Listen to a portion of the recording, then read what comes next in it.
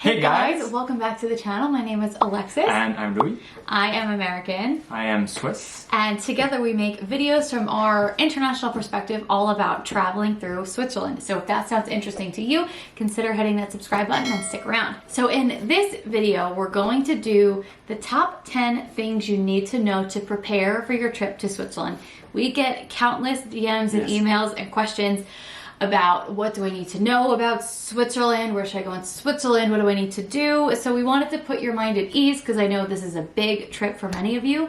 So hopefully this video can help you prepare to make the most of your time in Switzerland. Okay, so the first thing you need to know to prepare for your trip to Switzerland is that Switzerland is expensive. Yes. It's as expensive as they say it is. So know this in advance and it will help you prepare, get your finances in order for the trip.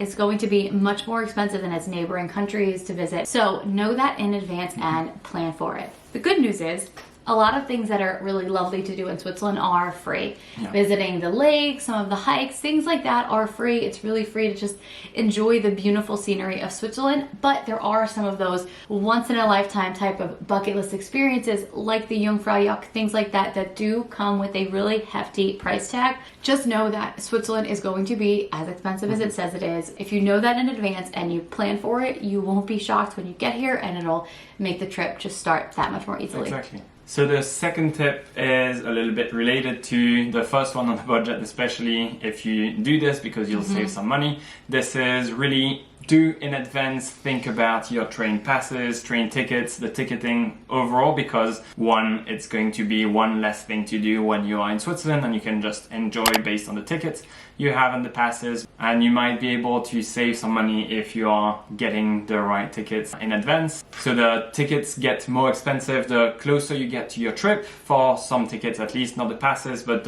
for some tickets. So it's good to plan in advance up to 2 months and you'll have then everything ready and you'll be able to enjoy your trip. It's one less thing to worry about once you're here. Yes. The next way to prepare for your trip to Switzerland, and this is also applicable for really anywhere you want to visit, is to learn a little bit of the local language. So as you know, I live in Geneva now. We lived in Zurich before. Switzerland has a bunch of different languages. They have German, French, Italian, and I have good news for you guys. Thank you so much to our video sponsor, Busuu. They are a language learning app where you can learn not only French, German, Italian, but you can learn all of these languages that I've listed here to really help you prepare for your trip to Switzerland. So I've been using it to learn French because, spoiler alert, I live in Geneva and my French is far from fluent. Pretty good. It's certainly not perfect, but we lived in Zurich before, so I've been switching from German to French and I've been using this a lot.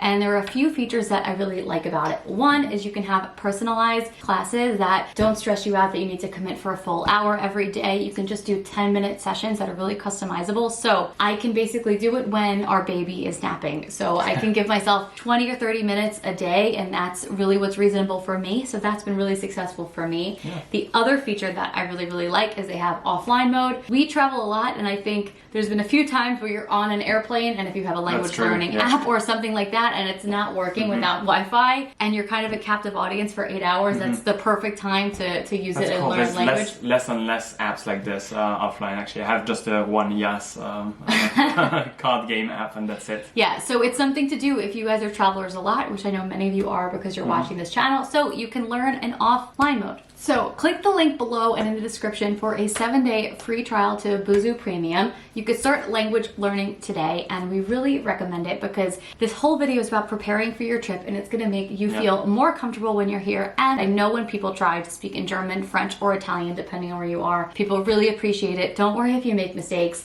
It's going to make you more comfortable. It's going to make people more warm and open to you, and I think it's a really, really great tip. So check it out in the description and start learning your language today. So the fourth tip is relatively simple, but it's always good to remind you guys because Switzerland is in the middle of Europe. We do not use euros in Switzerland, we use Swiss francs. It's good to be a good tourist and show up with your Swiss francs rather than your euros. You can use credit cards kind of everywhere in Switzerland, really, for hotels, restaurants for the most part, and shops. It's still good to have some cash. For example, if you have some cash only restaurants, for example, I think one in Mülheim was in cash only, and it was good to have cash. Or also one thing that is pretty cute in the mountains is you have these self-service food distributor of meat, cheese, different things that will require you most likely to have cash, and you'll do your own change with cash often. This is always good to have cash. I would say that you don't need to take tons of Swiss francs, but having a few hundred Swiss francs with you is always good, and yeah, not using euros is also appreciated.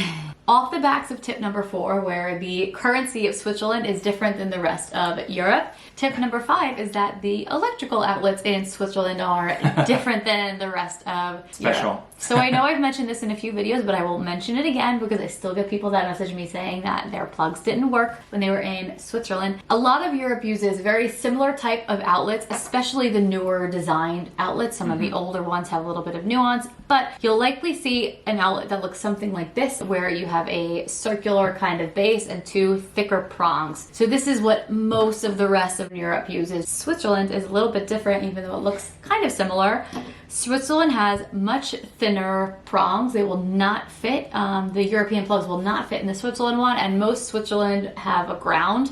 It'll work without the ground, but most of the plugs have a ground. Exactly. And the shape does not have that round circle, so you can't even really get it. Even if you're trying to force it, which I did the first time I came because I didn't have the right plugs, it will not fit. If you have a universal travel adapter, this doesn't apply to you, it will work. But if you do what I did and you bought a bunch of these, because these are the Amazon ones, which it's... the European ones. Yeah, however many of these on Amazon for a few dollars, they will not work in Switzerland, so you need to get the ones for Switzerland specifically. So if you prepare in advance, it'll be much cheaper and it'll be easier. You could just charge your phone, everything will be smooth. And enjoy. So another tip for you guys is, and that comes from a Swiss person who is used to hiking and going around Switzerland. And he's used to his wife not following this tip. Also, a little bit is to pack the right gear and prepare for it and put it in your suitcase rather than having to go around and buy it, or even worse, not buy it and go hike with not proper gear, not proper shoes, and then your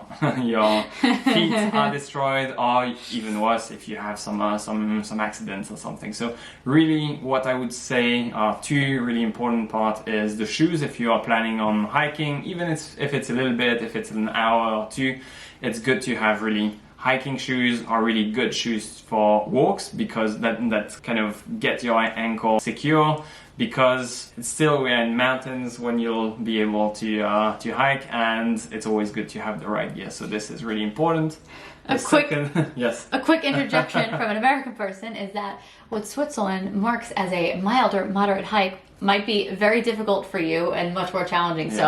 I've shown up to these mild or moderate hikes with like flat Adidas shoes, and they don't cut it. No, yes, so even sneakers I would not recommend. Have real shoes for the mountain. The other one is to pack some layers. Even if you are coming for the summer, you still will be in the mountains oftentimes, or you might go up. Even if you don't hike, if you just go up in a gondola, you'll still have some temperature that go down, and it's always good to pack in your backpack just a sweater or light jacket. It might make the difference when it gets cold. So that's something that's always good. And also in mountains, the weather changes sometimes, so you might have like a quick rain shower, and so that's also always good to have the proper equipment. So have the proper equipment versus being a little bit having your day a little ruined if you don't have the right thing at the end of the day. You'll be happy with that advice. Okay, so this video is being filmed in August of 2022. I hope whenever you're watching this video that this tip no longer applies to you. If so, fast forward a minute and you don't have to watch it. But this tip number 7 is about COVID testing in Switzerland. As of right now, and hopefully in the future, you don't need a COVID test or vaccine or anything like that to enter Switzerland. You just book as you normally did. If you need a visa from whatever country you're from, that still applies.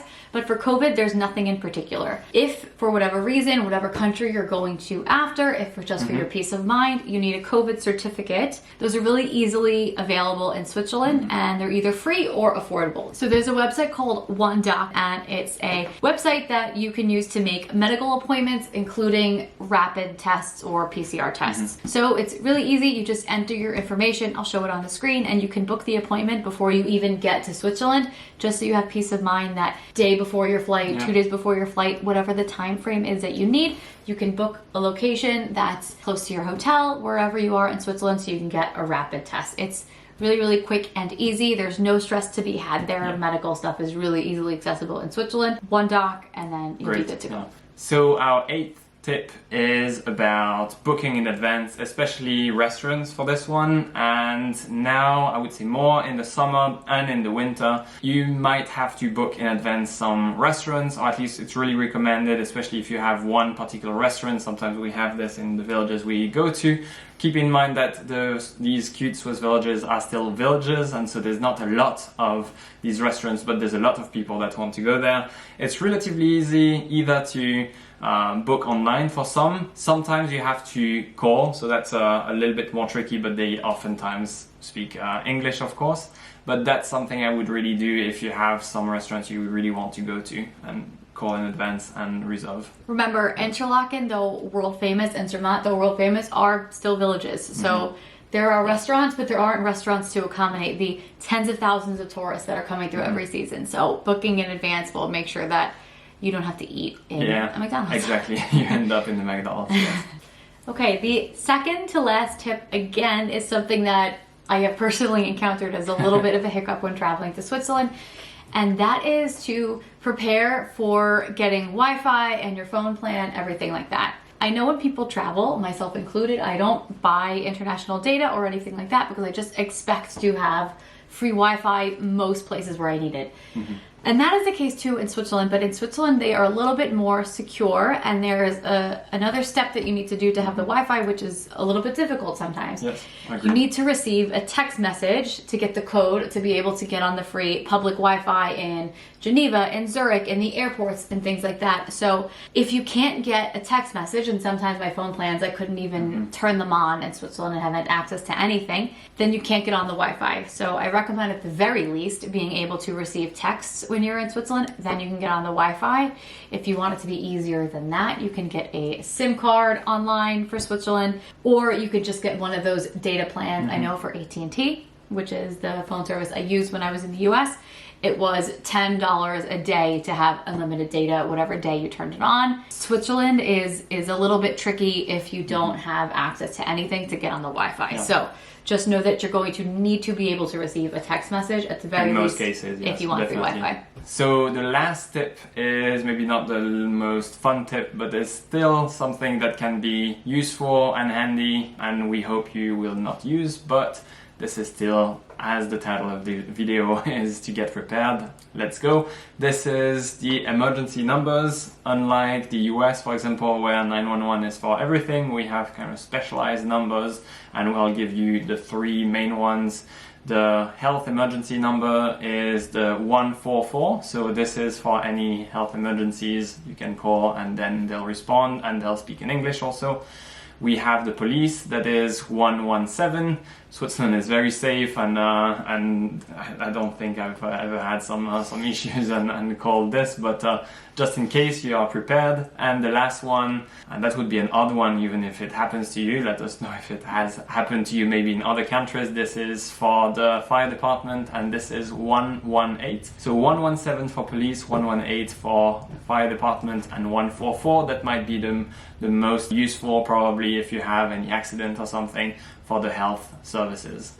Okay guys, so that is it for us. I hope you enjoyed watching this video. These 10 ways to get prepared to Switzerland were over years of experience from Louis living here and me making some of these mistakes visiting Switzerland. So I hope that it really is helpful information. That is always our goal when giving you these videos. If you enjoyed this video and want to support us, you can buy us a virtual coffee at the link here.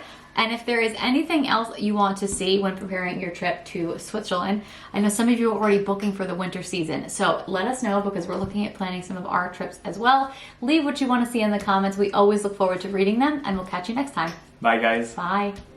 Hey guys, thanks for watching. Thanks for watching. If you want to see more videos like this, please make sure to like and subscribe. We'll see you soon.